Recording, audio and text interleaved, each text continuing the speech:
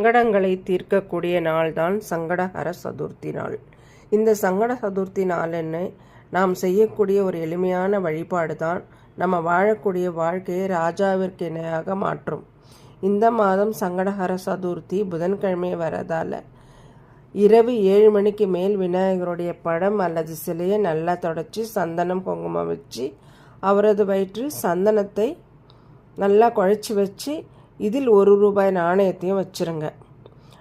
அப்புறம் அவருக்கு முன்னாடி ஒரு மண் அகல் அல்லது பஞ்சகாவியா விளக்கில் தேங்காய் எண்ணெய் ஊற்றி பஞ்சு திரி போட்டு தீபம் ஏற்றிருங்க. அதே போல் புத பகவானுக்கு பிடித்த பொருள் பச்சை பயிறு சுண்டல் அதையும் தயார் செஞ்சு விநாயக பெருமானுக்கு நெய்வேத்தியமாக வச்சுருங்க. அப்புறம் உங்களுக்கு தெரிஞ்ச மந்திரத்தையும் சொல்லி பூக்களாலேயோ அருகம்புல்லினாலேயோ அர்ச்சனை செஞ்சுக்கோங்க. விநாயகர் அகவலை பாராயணம் செஞ்சால் கூடுதல் சிறப்பை தரும்.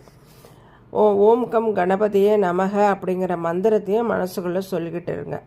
அதே போல் முடிஞ்சவங்க கோவிலுக்கு போயிட்டு அபிஷேகத்துக்கு தேவையான பொருட்களையும் வாங்கி தரலாம். சங்கட சதுர்த்தி நிறைவடைந்த மறுநாள், அதாவது செப்டம்பர் மாதம் 12ஆம் தேதி, விநாயகரின் வயிற்றில் வைத்த 1 ரூபாய் நாணயத்தை எடுத்து பணம் வைக்கும் இடத்தில் வச்சிருங்க. அந்த நாணயத்தை எதுக்காகவும் எடுத்து செலவு செய்யக்கூடாது.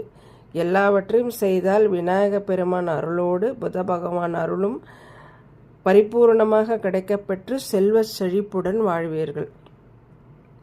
இந்த பதிவு உங்களுக்கு பிடித்திருந்தால் மறக்காமல் நம்ம சேனலை சப்ஸ்கிரைப் பண்ணிக்கோங்க. லைக் பண்ணுங்கள், கமெண்ட் பண்ணுங்கள், உங்கள் ஃப்ரெண்ட்ஸ் அண்ட் ரிலேட்டிவ்க்கும் ஷேர் பண்ணுங்கள்.